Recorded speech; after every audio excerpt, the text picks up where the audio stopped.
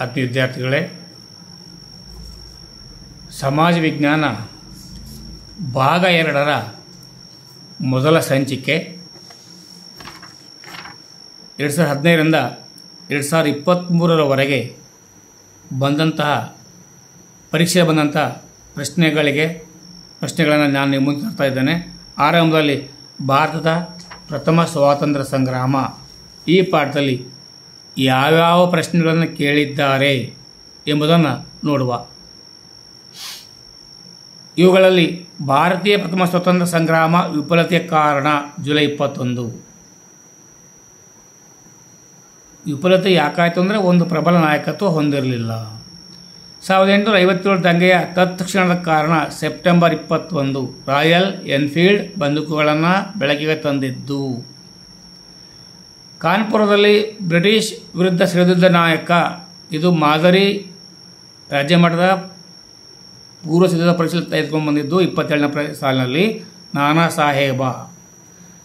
ಭಾರತೀಯ ಸೈನಿಕರು royal Enfield ಬಂದೂಕುಗಳನ್ನು ಹೇಗೆ ನಿರಾಕರಿಸಿದರು? ಏಪ್ರಿಲ್ 19ರಲ್ಲಿ ಪ್ರಶ್ನೆ ಕೇಳಿದ್ದಾರೆ.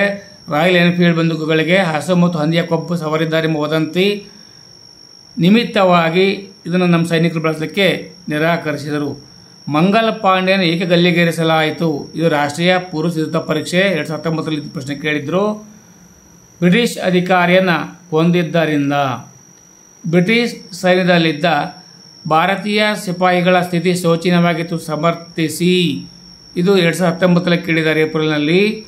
ಆಂಗ್ಲ ಸೈನಿಕರಿಗಿದ್ದ ಸ್ಥಾನಮಾನ ಮತ್ತು ವೇತನ ಅವರಿಗಿರಲಿಲ್ಲ, ಬಡ್ತಿ ನಿರಾಕರಿಸಲಾಗಿತ್ತು. ಸಾಗರೋತ್ತರ ಸೇವೆಗೆ ಒತ್ತಾಯಿಸಿದರು. ಇದು ಧಾರ್ಮಿಕವಾಗಿ ಸೈನಿಕರನ್ನು ಪ್ರಚೋದಿಸಿತು. 1857ರ ದಂಗೆಗೆ ರಾಜಕೀಯ ಅಂಶಗಳು ಹೇಗೆ ಪ್ರೇರಕವಾದವು? ಜೂನ್ 19ರಲ್ಲಿ ಕೇಳಿದ್ದಾರೆ. ಭಾರತ ಪ್ರಥಮ ಸ್ವಾತಂತ್ರ್ಯ ಸಂಗ್ರಾಮಕ್ಕೆ ರಾಜಕೀಯ ಮತ್ತು ಸೈನಿಕ ಅಂಶಗಳು ಹೇಗೆ ಪ್ರೇರೇಪಣೆ ನೀಡಿದವು? ಜೂನ್ 15ರಲ್ಲಿ ಬಂದಿದೆ. 1857ರ ಕ್ರಾಂತಿಗೆ ಕಾರಣವಾದ ರಾಜಕೀಯ ಮತ್ತು ಆಡಳಿತಾತ್ಮಕ ಕಾರಣ ವಿವರಿಸಿ. ಏಪ್ರಿಲ್ 18ರಲ್ಲಿ ಕೇಳಿದರೆ ಆಡಳಿತಾತ್ಮಕ ಕಾರಣಗಳು. ಬ್ರಿಟಿಷರು ಹೊಸ ನಾಗರಿಕ ಮತ್ತು ಅಪರಾಧ ಕಾನೂನುಗಳನ್ನು ಜಾರಿ ತಂದರು. ಈ ಕಾನೂನುಗಳು ಪಕ್ಷಪಾತದಿಂದ ಕೂಡಿದ್ದವು. ಇಂಗ್ಲಿಷ್ ಭಾಷೆ ನ್ಯಾಯಾಲಯದ ಭಾಷೆಯಾಯಿತು. ನ್ಯಾಯಾಲಯದ ತೀರ್ಪುಗಳು ಇಂಗ್ಲಿಷರ ಪರವಾಗಿದ್ದವು. ಹೊಸ ಕಾನೂನಿನ ಆಶಯ ಜನರಿಗೆ ಅರಿವಾಗಲಿಲ್ಲ. ಭಾರತದ ಪ್ರಥಮ ಸ್ವಾತಂತ್ರ್ಯ ಸಂಗ್ರಾಮಕ್ಕೆ ಬ್ರಿಟಿಷರ ಆಡಳಿತ ಪದ್ಧತಿ ಮತ್ತು ಆರ್ಥಿಕ ನೀತಿ ಹೇಗೆ ಕಾರಣವಾದವು? ಏಪ್ರಿಲ್ 18ರಲ್ಲಿ ಕೇಳಿದ್ದಾರೆ. ಆಡಳಿತಾತ್ಮಕ ಕಾರಣಗಳು ಮತ್ತು ಆರ್ಥಿಕ ಅಂಶಗಳನ್ನು ಪಠ್ಯದಲ್ಲಿ ನೋಡ್ಕೊಂಡು ಬರೆಯೋದು. ಮಾರ್ಚ್ 1, 2021ರಲ್ಲಿ ಪ್ರಶ್ನೆ ಕೇಳಿದ್ದಾರೆ. ಯಾವುದು ಅಂದರೆ ಭಾರತದ ಪ್ರಥಮ ಸ್ವಾತಂತ್ರ್ಯ ಸಂಗ್ರಾಮಕ್ಕೆ ಕಾರಣವಾದ ಆರ್ಥಿಕ ಅಂಶಗಳನ್ನು ವಿವರಿಸಿ. 1857ರ ಕ್ರಾಂತಿ ಕಾರಣವಾದ ಆರ್ಥಿಕ ಅಂಶ ಪಟ್ಟಿ ಮಾಡಿ. ಮಾರ್ಚ್ 2, 2021. 1857ರ ಕ್ರಾಂತಿಗೆ ಕಾರಣವಾದ ಅಂಶಗಳನ್ನು ತಿಳಿಸಿ. ಮಾದರಿ ಪ್ರಶ್ನೆ ಪತ್ರಿಕೆಯಲ್ಲಿ ಬಂದಿದೆ 2022ರಲ್ಲಿ. 1857 ದಂಗೆ ಆರಂಭಕ್ಕೆ ಬ್ಯಾರಕ್ಪುರ ಹೇಗೆ ಕಾರಣವಾಯಿತು? ಮಾರ್ಚ್ 19 2 ಪ್ರಶ್ನೆ. ಹಸು ಮತ್ತು ಹಂದಿ ಕೊಬ್ಬು ಸವರಿದ್ದಾರೆಂಬ ವದಂತಿ. ಬ್ಯಾರಕ್ಪುರ ಸೈನಿಕರಲ್ಲಿ ಅಸಮಾಧಾನ ಉಂಟಾಯಿತು. ತುಪಾಕಿಯನ್ನು ಕಚ್ಚೆ ತೆಗೆಯಲು ತಿಳಿಸಿದ ನಿರಾಕರಣೆ. ಬ್ರಿಟಿಷ್ ಅಧಿಕಾರಿಗಳ ವಿರುದ್ಧ ಬಂಡಾಯ. ಮಂಗಲ ಪಾಂಡೆ ಬ್ರಿಟಿಷ್ ಅಧಿಕಾರಿಯನ್ನು ಕೊಂದನು. ಮಂಗಲ ಪಾಂಡೆಯನ್ನು ಗಲ್ಲಿಗೇರಿಸಲಾಯಿತು.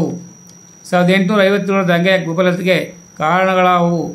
ಏಪ್ರಿಲ್ 15, ಜೂನ್ 18, ಏಪ್ರಿಲ್ 22ರಂದು ಕೇಳಿದ್ದಾರೆ. 1857ರ ಪ್ರಥಮ ಸ್ವಾತಂತ್ರ್ಯ ಸಂಗ್ರಾಮವು ನಿರೀಕ್ಷಿತ ಯಶಸ್ಸನ್ನು ತರಲಿಲ್ಲ. ಕಾರಣಗಳು ನೀಡಿ. ಜೂನ್ 17ರಲ್ಲಿ ಕೇಳಿದ್ದಾರೆ. 1857ರ ದಂಗೆಯ ಹಲವು ಕಾರಣಗಳಿಂದ ವಿಫಲವಾಯಿತು, ವಿವರಿಸಿ. ಜೂನ್ 22ರಲ್ಲಿ ಕೇಳಿದ್ದಾರೆ. ನೋಟ್ಸ್ನಲ್ಲಿದೆ, ಪಠ್ಯಪುಸ್ತಕದಲ್ಲಿದೆ, ನೋಡ್ಕೊಂಡು ಅಭ್ಯಾಸ ಮಾಡ್ಕೋಬೇಕು. 1857ರ ಭಾರತದ ಪ್ರಥಮ ಸ್ವಾತಂತ್ರ್ಯ ಸಂಗ್ರಾಮವು ಮಹತ್ತರ ಬದಲಾವಣೆಗಳನ್ನು ಉಂಟು ಮಾಡಿತ್ತು, ವಿವರಿಸಿ. 2016. ಪ್ರಥಮ ಸ್ವಾತಂತ್ರ್ಯ ಸಂಗ್ರಾಮದ ಪರಿಣಾಮಗಳು ಯಾವುವು? ರಾಜ್ಯ ಪೂರ್ವ ಸಿದ್ಧತಾ ಪರೀಕ್ಷೆ 2017. ಪ್ರಥಮ ಸ್ವಾತಂತ್ರ್ಯ ಸಂಗ್ರಾಮವು ಬ್ರಿಟಿಷ್ ಆಡಳಿತ ಮತ್ತು ಭಾರತೀಯ ಸ್ವತಂತ್ರ ಹೋರಾಟಗಳಲ್ಲಿ ಕ್ರಾಂತಿಕಾರಿ ಬದಲಾವಣೆಯುಂಟು ಮಾಡಿತು. ಮಾರ್ಚ್ 2, 2020. ಭಾರತದಲ್ಲಿ ಪ್ರಥಮ ಸ್ವಾತಂತ್ರ್ಯ ಸಂಗ್ರಾಮ ಪರಿಣಾಮಗಳವು. ಏಪ್ರಿಲ್ 23.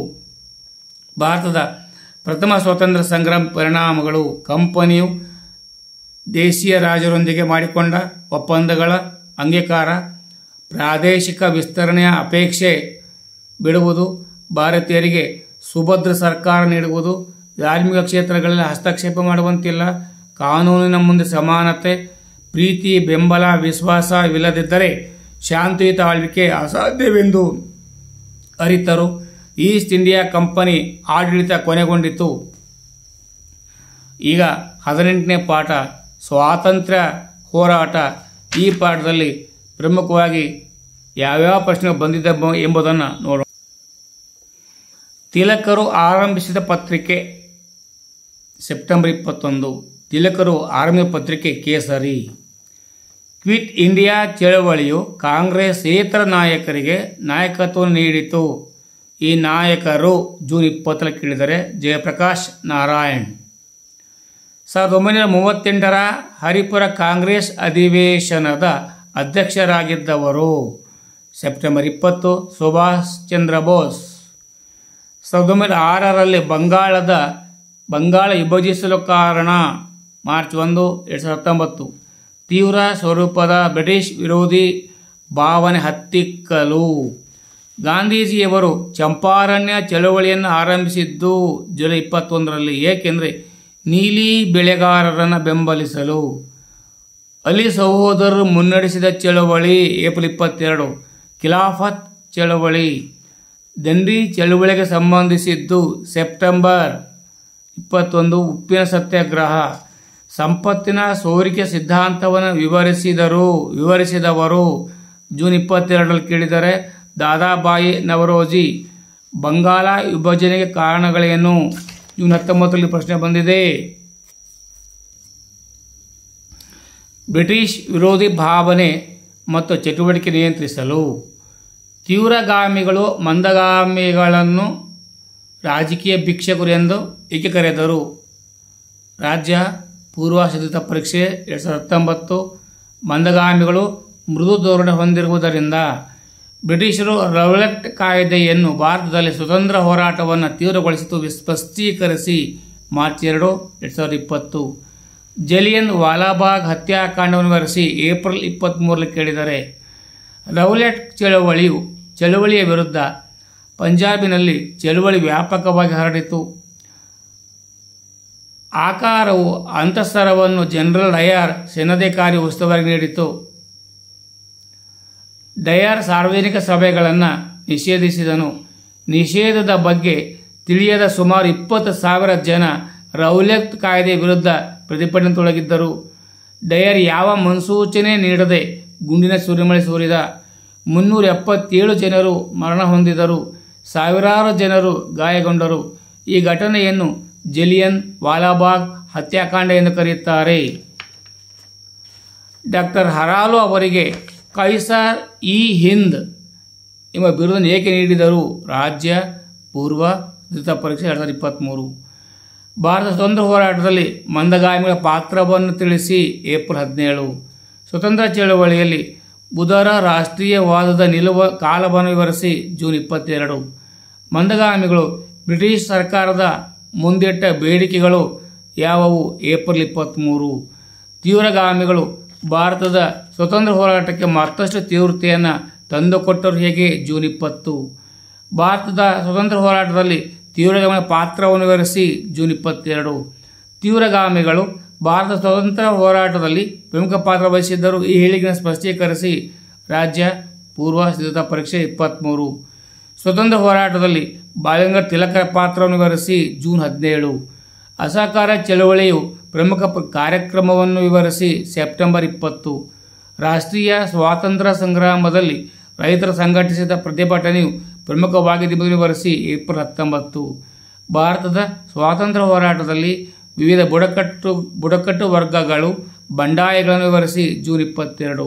ಭಾರತದ ಸ್ವಾತಂತ್ರ್ಯ ಹೋರಾಟದಲ್ಲಿ ಸುಭಾಷ್ ಚಂದ್ರ ಬೋಸರ ಪಾತ್ರವನ್ನು ವಿವರಿಸಿ ಏಪ್ರಿಲ್ 18, ಜೂನ್ 22.